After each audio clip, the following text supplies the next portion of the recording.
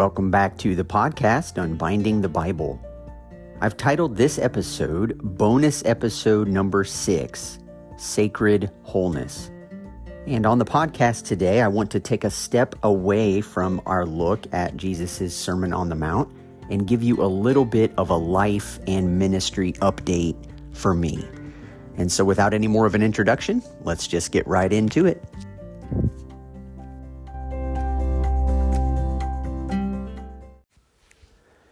In January of this year, I went to our local hospital and began to ask around to see if there was any need in this hospital for there to be volunteer chaplain, just somebody who might be able to walk in and check in on patients or pray with people before surgeries or whatever. And many hospitals have full-time chaplains, and our city is rather small, and our hospital doesn't have any paid staff to do that position. And ever since COVID, didn't have any volunteers to do it either. And so I began to start the process, the volunteer process, the screening, getting involved, sitting at the front desk, helping patients check in or taking them down to radiology or other places like that. And I shared with our church leadership that this is something I think would be good just for me to be able to serve in our community, talk about the church, care for people in pretty vulnerable situations. And as I learned more about myself and I realized that I'm somewhat comfortable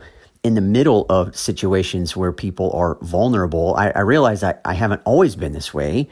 And I've shared occasionally through the podcast just some of my own story in how as recently as 2016, while being a pastor, I found myself in a really rough spot.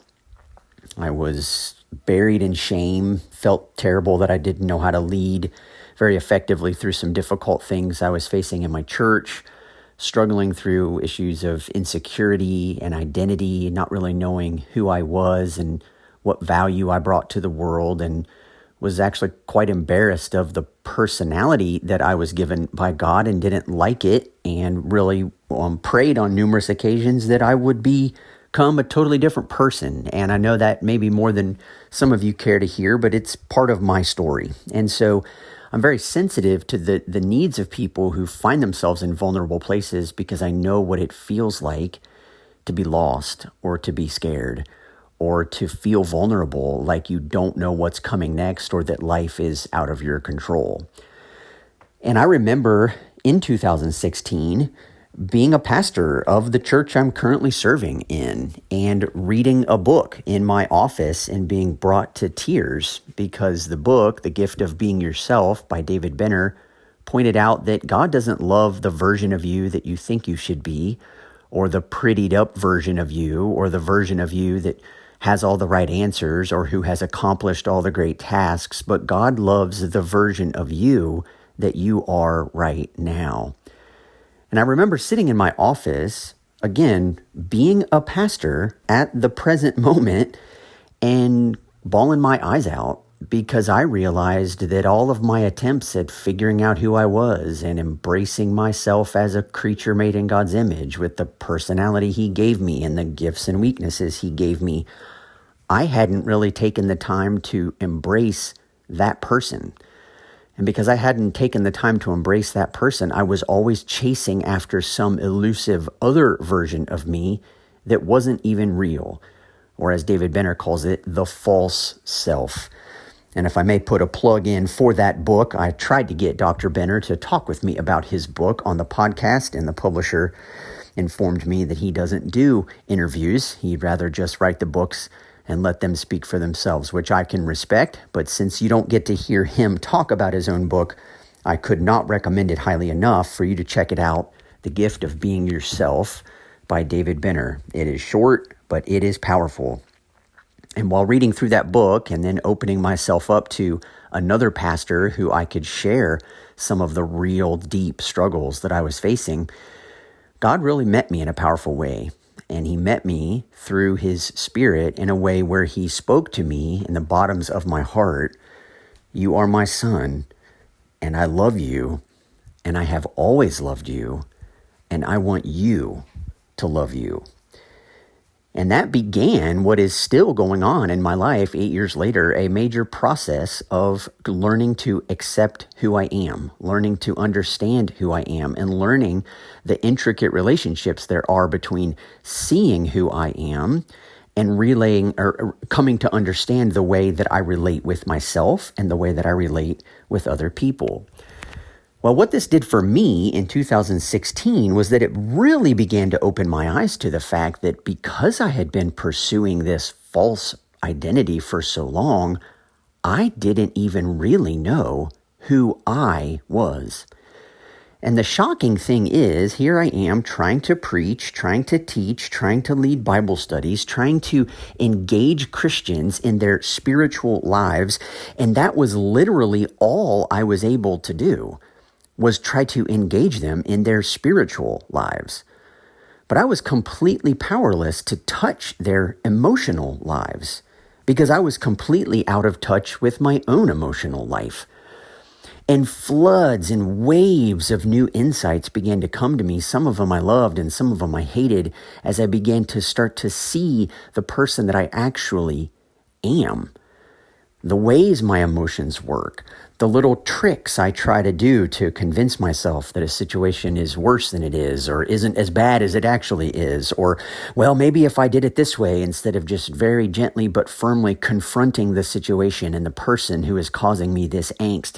No, instead I would sleep in longer in the morning, or I would go to bed worrying at night, or I would push off these emotionally healthy practices that actually cause flourishing in the world, none of which I had paid any attention to.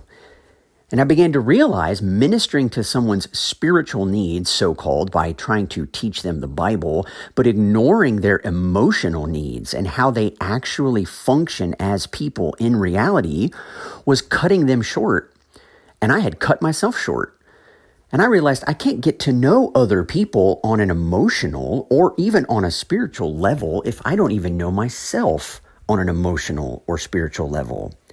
And so again, in waves and in floods of reading new books and having conversations with people and discovering that the world of psychology has a lot to say about our emotional and our psychological lives, and it dovetails beautifully into an understanding of who we are as spiritual people.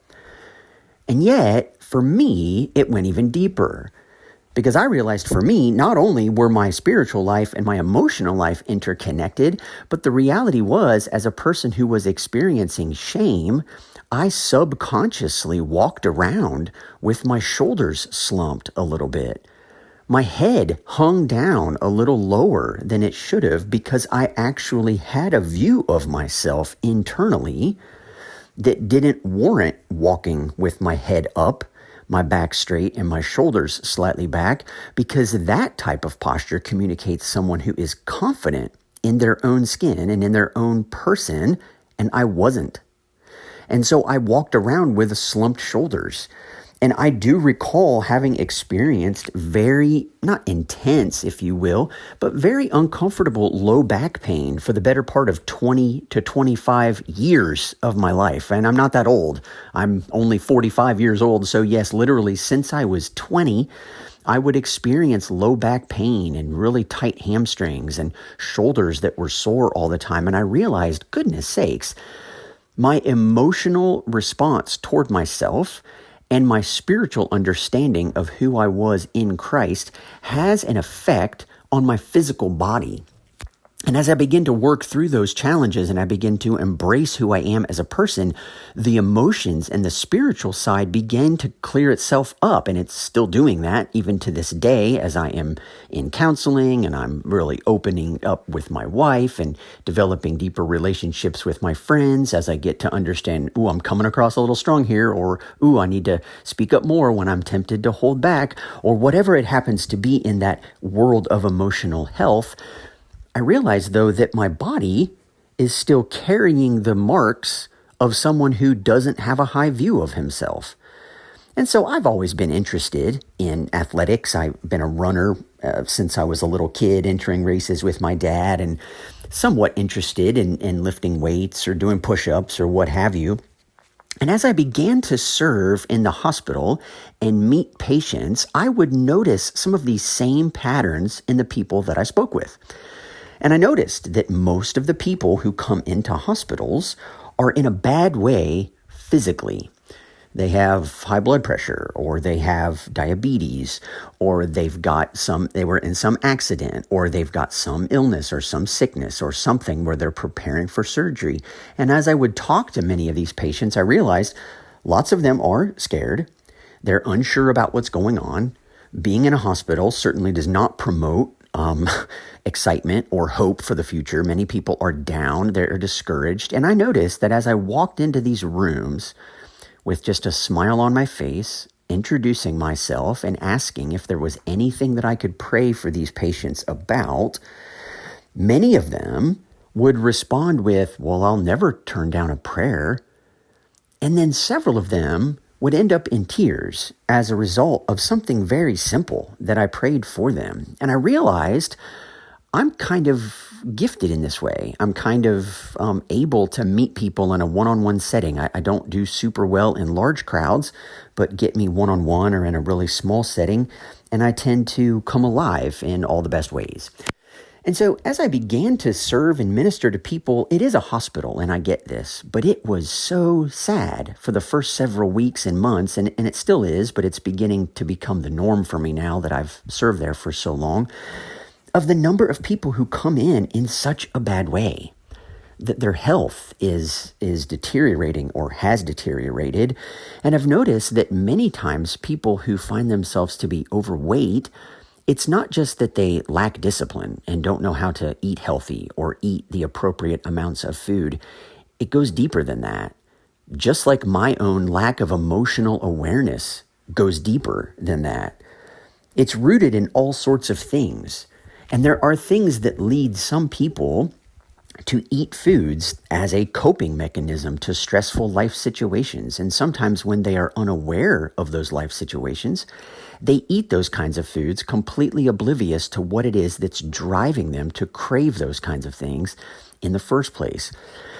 And so I began to really get a little bit frustrated, not in a bad way, but I think in a good way, recognizing that, oh my goodness, if we could talk to these patients 2, 3, 4, 5, 10 years before they find themselves here in terrible situations or shaking from, medicinal overdoses or whatever it happens to be that they are having these difficulties, if we could get to some of these people sooner, then we would really be able to make their lives a whole lot better.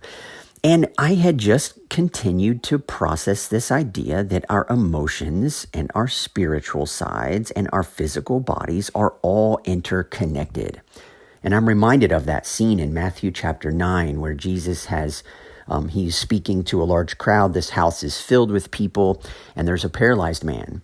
And Jesus has drawn such a large crowd, there's no room for this man to get to Jesus. And so his 4 friends, climb on top of the roof, and they break a hole through the roof, and they lower their friend down in order to get to Jesus.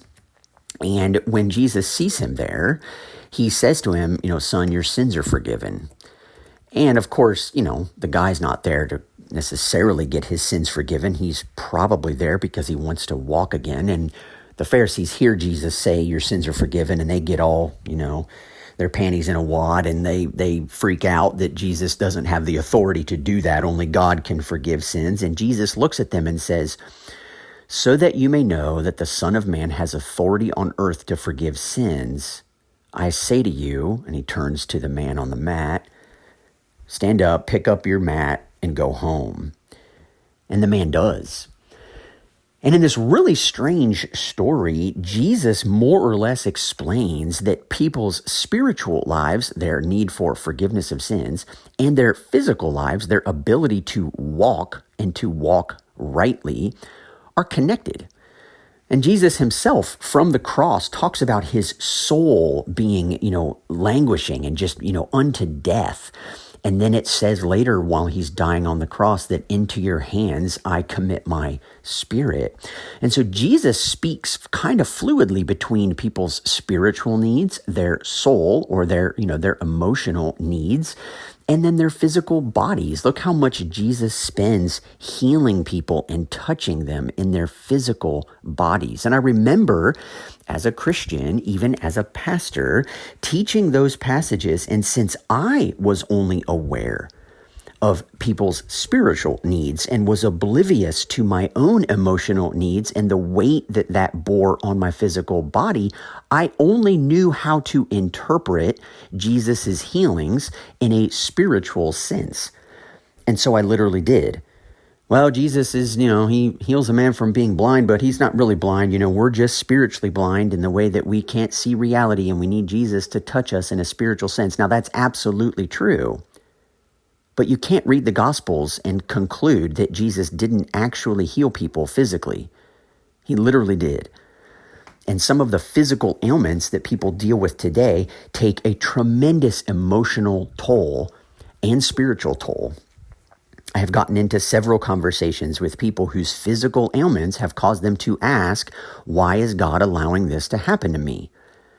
Now, I can give them a nutritional or a dietary answer. Well, you eat like garbage, and so your body is eventually shutting down. And there might be some truth to that, although that would be an incredibly cold-hearted thing to say to someone, when what they're asking is, how does God's presence in the world have an impact on these physical issues?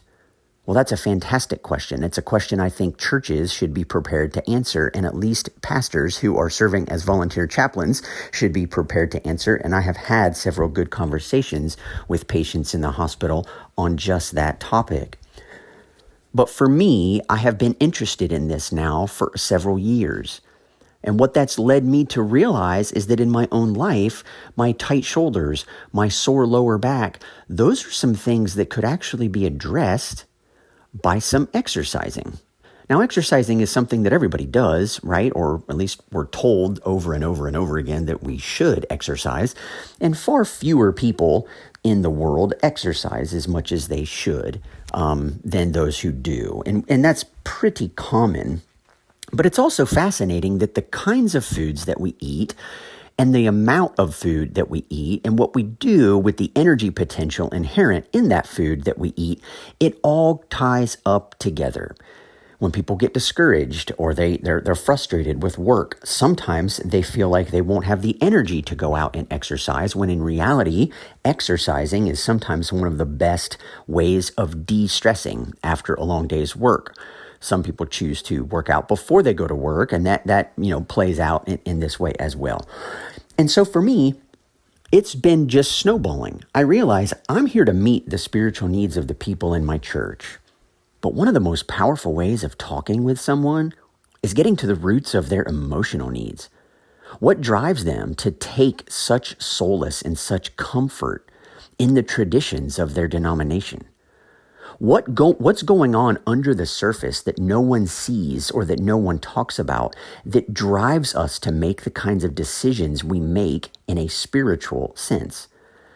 Believe it or not, there are certain personalities of people who are drawn to various theological systems and structures because it provides them with security and it provides them with safety.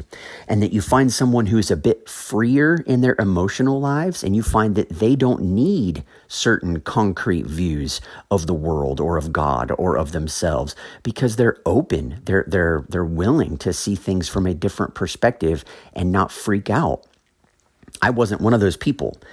So I found a lot of safety in what I could come to understand on a regular basis. And so I was sitting in my house just scrolling through my phone. I follow several people who are fitness guys. I like to lift weights with my son, and my wife lifts weights as well. I've been a runner since I was a small child, and I'm starting to put these pieces together about my emotional health and about the needs that I see in the hospital and what ways can I encourage patients. I obviously can't prescribe medication for them, and I'm not an expert in how they might be able to change their lives, but I certainly do long for that for them and wish that there were things that they could do to better their health and find that their spiritual lives and emotional lives would greatly improve if their physical lives improve to begin with, or vice versa. If their emotional and their spiritual lives were helped, then maybe that would play and have an effect on their physical lives. And maybe the all-wise algorithm of social media knows everything we're thinking, or maybe the way we search things online just tips them off in ways that I don't even understand, and I certainly don't understand them. But across my feed came some information from the International Sports Sciences Association. Short is ISSA. And they are a certified personal trainer course that you can take, a nutrition coaching course that you can take, and that there are avenues where people work in local gyms and hire personal trainers, and they are positioned to help people who don't really know where to start or what to do or how to do it. And I thought to myself, I've been a pastor for almost 20 years.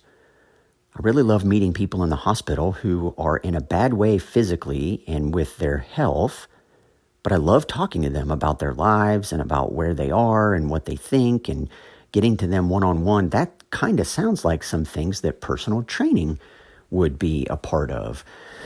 And so I just began to think about it. I just began to ponder, could I do something like that? Not as a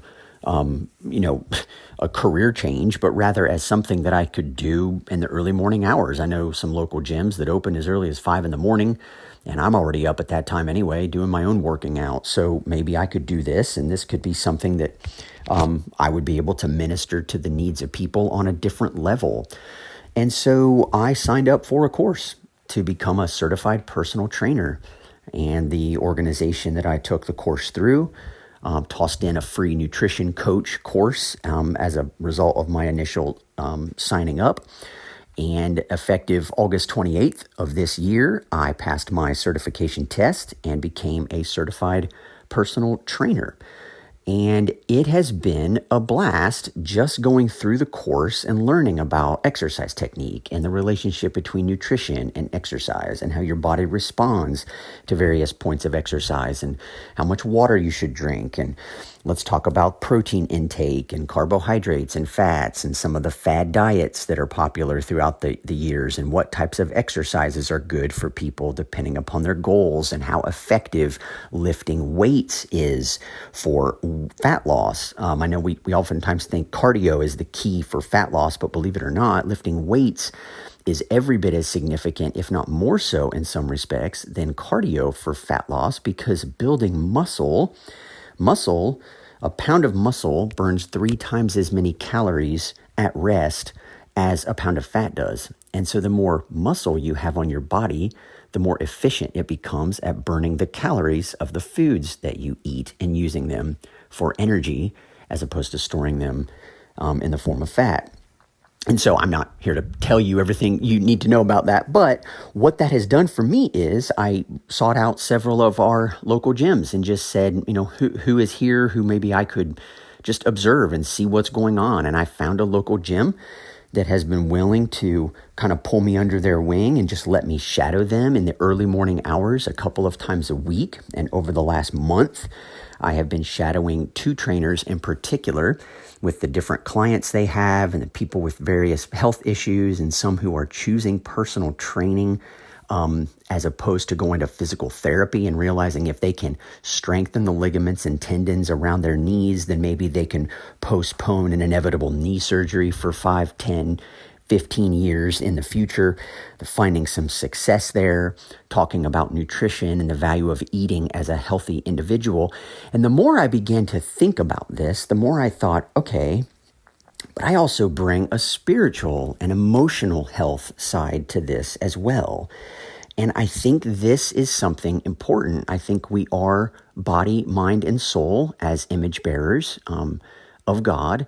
And we need to be thinking about our spiritual lives We need to be thinking about our emotional lives, and we need to be thinking about our physical lives.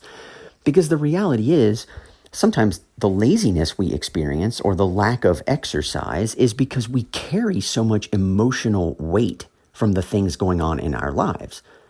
And so any ability we have to come to deal with those emotional weights in a healthy and life-giving way may in fact free us internally to be able to then take that extra energy and use it in a physical sense. Or the fact that many people eat certain kinds of food and eat them in excess because they almost use food as an addictive substance, if you will. I surely know that I've done this before. I don't really know how to cope. I don't want to think about this crazy situation, but man, the MSG in a box of Cheez-Its will just numb that part of my brain right out. So why don't I just eat half the box while I'm watching Netflix? And trust me, I have eaten my fair share of boxes of Cheez-Its in their entirety because, first of all, because they're delicious, but it goes deeper than that. There are reasons why I'm drawn to certain foods. There are reasons why I feel like I have this sugar rush. We call it a sweet tooth, right? But we're driven. We sometimes become slaves to our bodies, and we find that we are incapable of telling our bodies what we are going to do instead of having our bodies tell us what we're going to do. There's a mind, body, soul connection there going on. And the more we can explore that in a healthy, holistic way, the better. And so I just began to think, I think this is a message that people need to hear. They certainly need to hear it in the church, but I've not met too many people, even in the hospital, who are necessarily opposed to receiving prayer. They find themselves in a vulnerable place, Christian or not, someone of faith or not.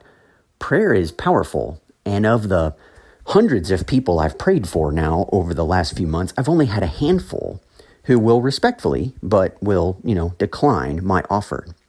Which tells me people are eager for this and they recognize the need that a spiritual reality has on a physical ailment. And that's something that I'm seeing every single week in the hospital, and I certainly see it every single week in my church. And so what I've decided to do was I thought this would be fun. I like getting on social media. I don't have big followings on my personal pages or my podcast page or anything like that, but I get online every once in a while and talk about some of these things. I think I've got a few things to say. I could make some reels. I could post some just regular posts of some nutritional ideas or some exercise ideas or some videos talking about how we are body, mind, and soul and why that connection is important and what it looks like to embrace it. And I just had some fun with my family thinking through over the course of a couple of days, what could I call it? Every good Instagram handle is already taken, right? So how do you find something that sounds good, that is has a handle worth having that would be easy to remember?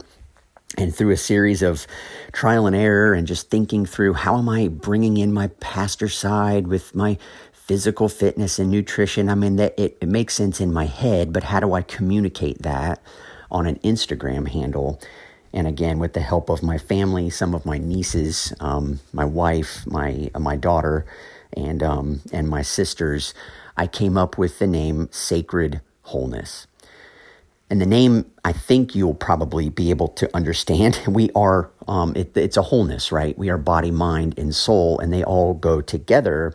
But we're sacred, right? Like this is the spiritual component. This is the pastor's side of me that wants to keep it sacred. This is something special. We are holy. We are set apart by God. And so when we bring those two things together in a sacred wholeness type of way, and yes, I know, I was just as shocked as you. If you're on Instagram and you're listening to me talk right now and you're saying to yourself, oh my goodness, Sacred Wholeness was not taken on Instagram.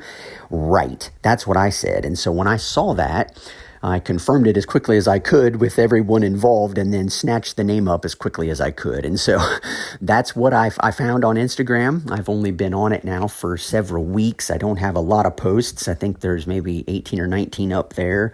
But I wanted to share it with my podcast audience because you guys are the best. Many of you I've never met.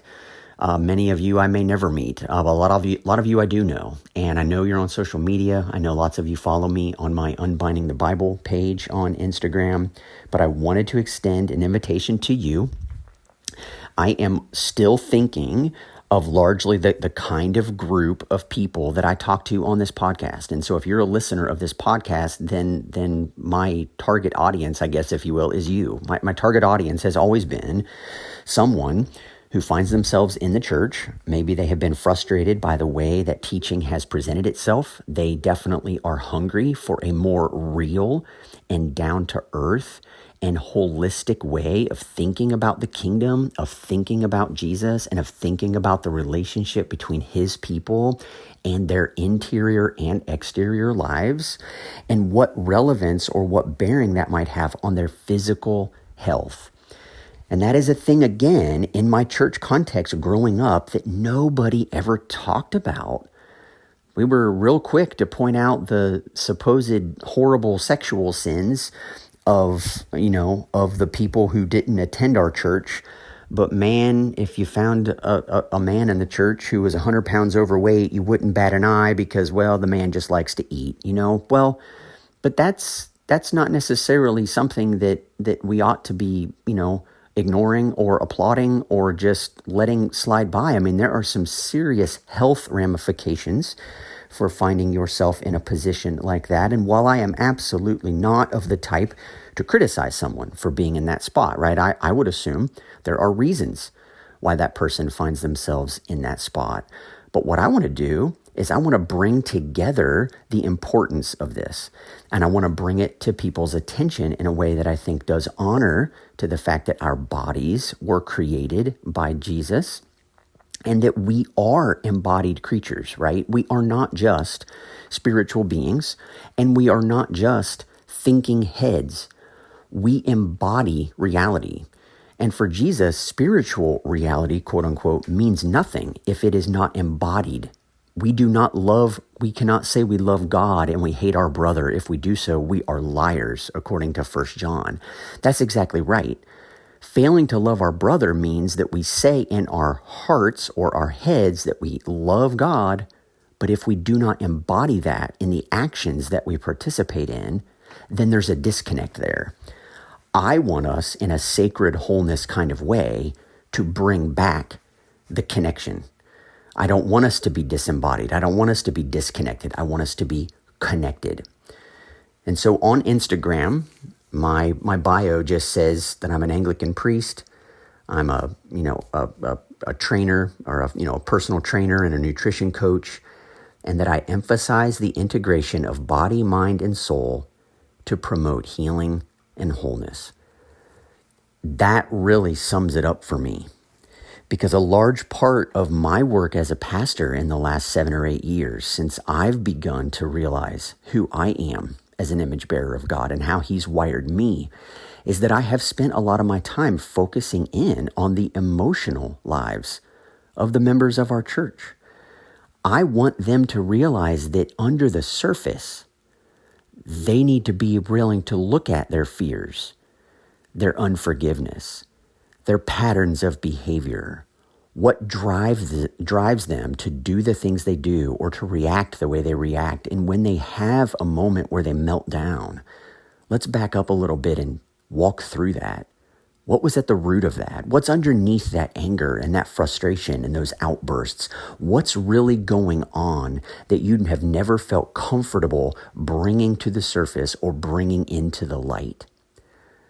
The more I live and the more I interact with people, the more I see this as a vital conversation that needs to be happening, and the church needs to be leading the way. If I can do this with people's emotional lives, then it gets even bigger when we bring in their physical lives. Because I know firsthand what it feels like in my body to drop a few pounds and to put on some muscle, and the energy levels that increase, and the awareness that I have. And I'm no longer drowsy in the early afternoon. And I have more time, and I think with more clarity when I need to be on and ready to minister to people, and life is just better. But I also know myself as an all or nothing kind of person. And there are reasons for that under the surface that I'm exploring right now. so that I don't become obsessed with a particular course of action, or as some of these fad diets encourage, they demonize certain foods. Well, this food is always bad. Never eat this food. And then people panic and feel bad about themselves when they quote unquote mess up on their diet because they think, well, so-and-so told me that if I ever eat that kind of food, then it's just going to, wreck me from the inside. So what's the point? Why even bother? And I have watched people in my church and friends of mine who struggle and do what's called yo-yo dieting. They try something quick. It's sort of a fad diet. It promises quick results overnight. And I realize our spiritual lives don't function that way. Our emotional lives don't function that way. Why would we think body and physical transformation would function that way? We are people who, through perseverance and patient endurance and daily choices, however small they might be, over time, we become transformed. That's what I want to see. And I want to see and encourage people to be transformed in body, mind, and soul. And so that's kind of what I've been up to. I have been shadowing several trainers, as I said, at a gym called Fitness Unlimited in Washington, North Carolina. And I am excited to say that this past week, I sat down for an interview and was hired to become part of their staff and to work again in the early morning hours when I'm not doing my current job of being a pastor or volunteering at the hospital, to go in, and if there are clients who really want that approach, or who really want just to drop a few pounds of fat, or who want to build some strength so that as they get older, their balance is a little more stable and they don't have to fear not being able to get up from the couch or not being able to make it across the house without tripping and falling. That's something that I have observed over the years, is that as our population ages and as people get older, those are real concerns. Concerns that weight training in the gym and doing it smart will actually work to prevent. And that's fantastic, because we need to be able to take care of our bodies. They're the bodies God gave us. We're going to have them until the end. And then, thank goodness, we're going to be resurrected and there'll be new bodies. But I do think in this life, especially with the many, many bodies that I have seen, where people, for various reasons, haven't taken care of them, or maybe haven't been able to take care of them, or maybe they just didn't know how. Whatever the reason, I want to involve myself in their life if they wish, so that we can work on this stuff together. And so if you're on Instagram, or you care to do something like that, or maybe you don't want that kind of information flooding your feed, and if you don't, that's fine. But if you do, or if you know someone else who does, I would encourage you to go to Sacred Wholeness on Instagram. You'll see my name there. Many of you may not even know what I look like. Well, there are a few reels right up front that will show you what my face looks like. And so that might be the first time you've seen it. But if you know of a friend or a family member or someone from your church or your small group that you think would be encouraged by the kinds of things that I'm posting there, I would ask that you would do me a favor and just share this with them. Encourage them to follow it. I'm trying to figure out the times of the day and which days work best and how often to do posts. And I'm learning it as I go, but I'm really enjoying it. And I'm very, very thankful to God every day for the chance to do this. My church is on board. I've talked with our leaders before I went in for my interview just to explain, here's something that I'm passionate about. I think it's very, very important. And they were all 100% on board. So that's exciting to me. I'm excited. I wanted to share that with you on the podcast so that maybe you could get excited along with me and join me in, like I said, this life and ministry update.